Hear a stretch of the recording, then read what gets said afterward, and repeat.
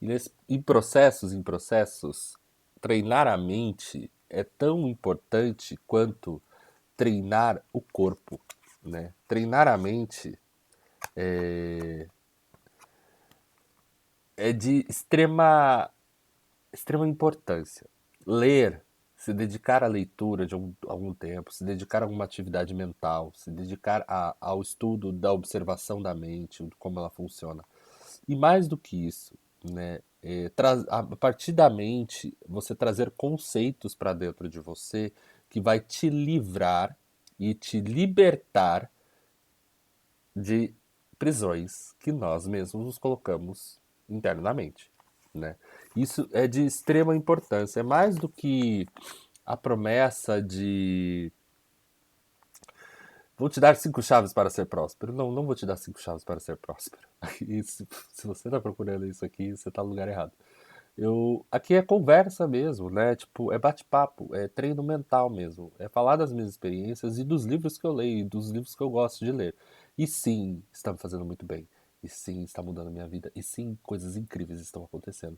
Mas é treino, é prática, é apenas fazer, entendeu? E às vezes não esperar tanto do instantâneo. O instantâneo, o miojo, o macarrão instantâneo, a fila do drive-thru, dos lanches rápidos, dos fast food, o, a objetivo, aquilo que está tudo muito rápido, as comunicações muito rápidas, tudo muito rápido, também atrapalha. O corpo humano ele tem um tempo para fazer as coisas. E a mente humana ela precisa de um tempo também para fazer as coisas. E o homem, o ser humano, ele precisa de tempo para tratar certas feridas. E a gente precisa ter consciência disso. E feridas, muitas feridas, elas se curam com a gratidão aos pais, é a base da vida.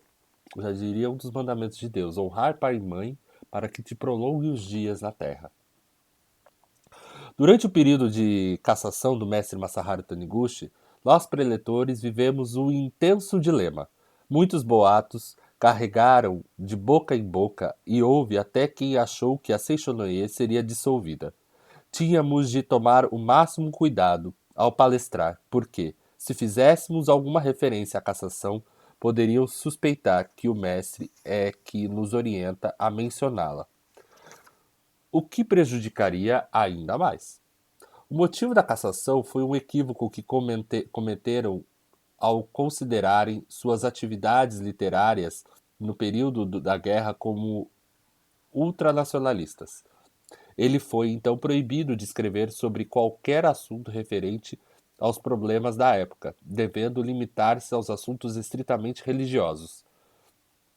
Nossas palestras também deveriam obedecer a essa determinação e tivemos de mudar o conteúdo das preleções dirigidas aos jovens que reuníamos com o objetivo de despertar neles o sentimento patriótico.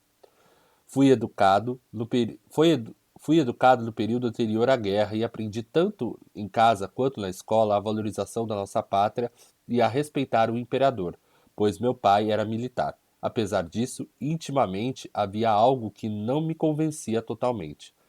Quando estava com 29 anos, ao recuperar-me de uma doença, mamãe me aconselhou a ler a coleção A Verdade da Vida, que na época era de 15 volumes. Li cerca de um volume a cada dia e completei a leitura de toda a obra em aproximadamente 20 dias. Através dessa leitura, brotou em mim, do fundo da alma, o sentimento de gratidão aos meus pais, e só então consegui dizer obrigado, imperador, com lágrimas nos olhos. Em minha mente ressoavam as seguintes palavras: mesmo que agradeças a Deus, se não consegues, porém, agradecer teus pais, não os estás em conformidade com a vontade de Deus. Revelação divina da grande harmonia. Senti profundamente o quanto é sagrado e maravilhoso sentir gratidão aos pais. Aprendi nessa ocasião que, através do agradecimento incondicional aos pais, é que o homem renasce espiritualmente. A obra sagrada, a verdade da vida, é realmente misteriosa. Nada está escrito que force ou obrigue a agradecer aos pais, mas ao terminar sua leitura, sem querer, havia me transformado num filho que amava e agradecia verdadeiramente a meus pais. E, ao conseguir agradecer incondicionalmente aos meus pais, surgiram em mim o verdadeiro patriotismo e o autêntico respeito ao imperador. A frase, mesmo que agradeças a Deus, se não consegues, porém, agradecer a teus pais, não estás em conformidade com a vontade de Deus, se tornara o preceito fundamental da minha fé. Portanto, durante o período de cassação do mestre Taniguchi, a qual nos impediu de falar em patriotismo e lealdade ao imperador, decidi fazer da gratidão aos pais o objetivo fundamental dos seminários de treinamento espiritual, porque sabia que, ao compreender verdadeiramente o valor dos pais, o sentimento de amor à pátria e fidelidade ao imperador surgiria naturalmente.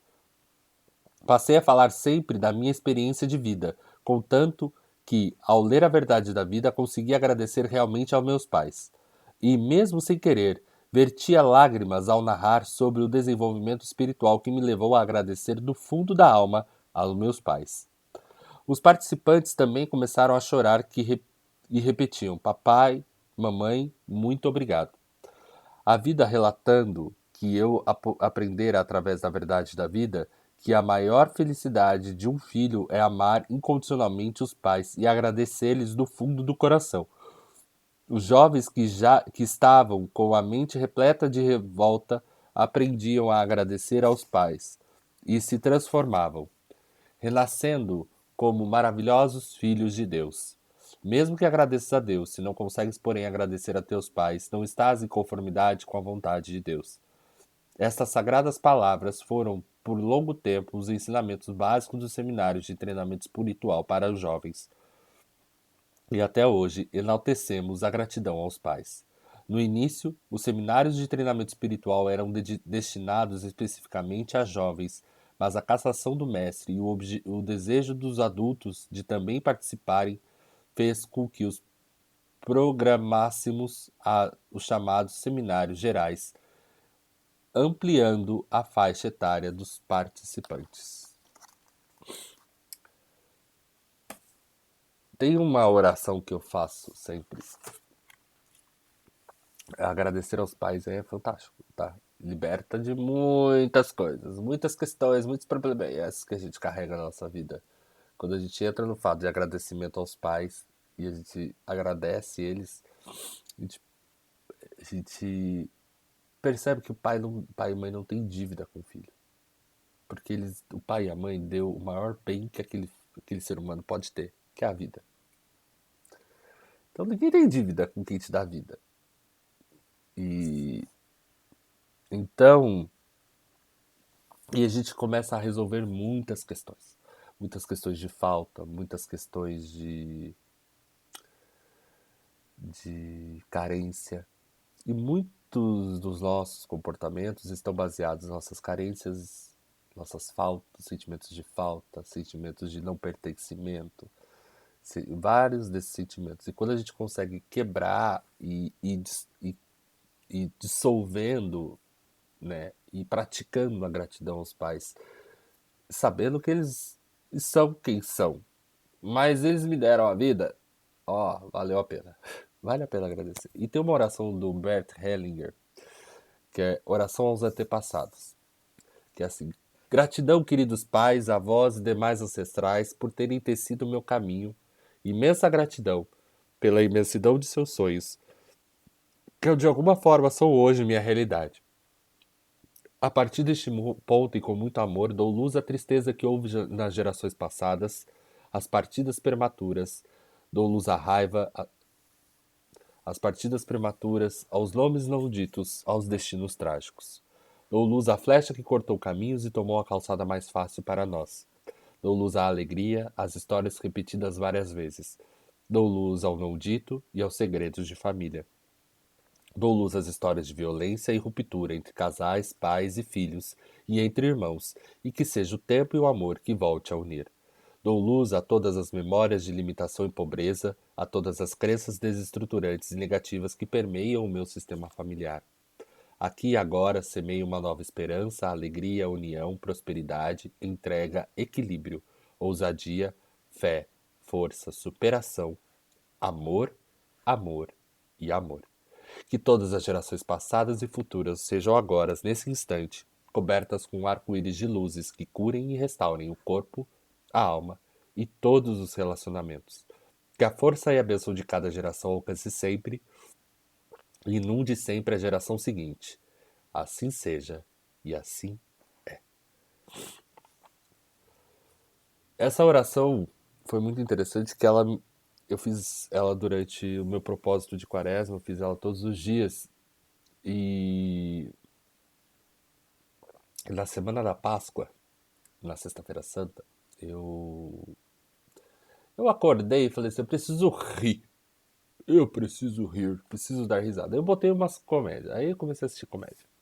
Eu assisti seis filmes de comédia naquele dia. Chegou num do penúltimo filme, eu não lembro agora. E eu lembro que era uma cena e eu comecei a rir.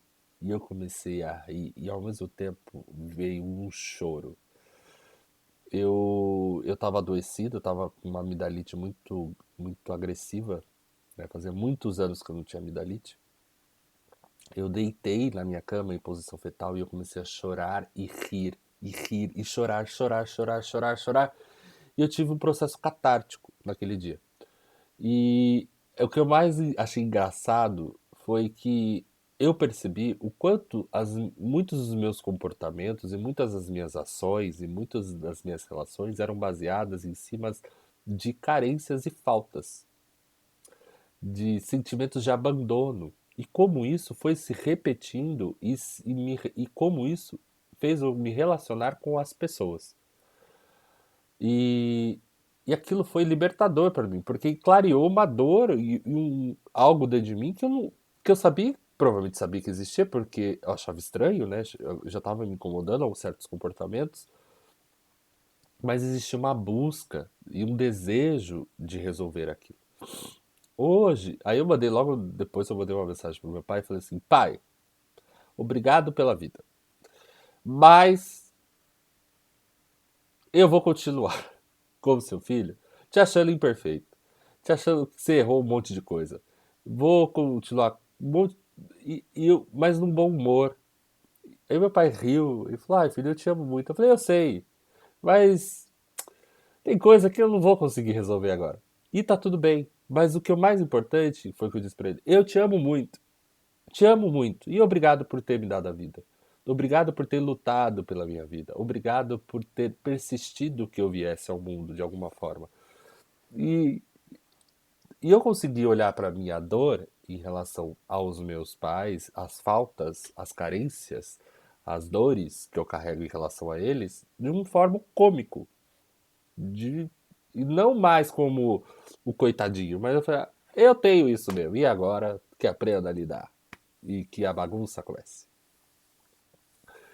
Então essa oração e esse trabalho de gratidão aos pais me trouxe muito essa consciência, né? E eu sou muito grato a isso, ao trabalho de gratidão aos pais, porque eles me deixaram, me tornou mais leve, né?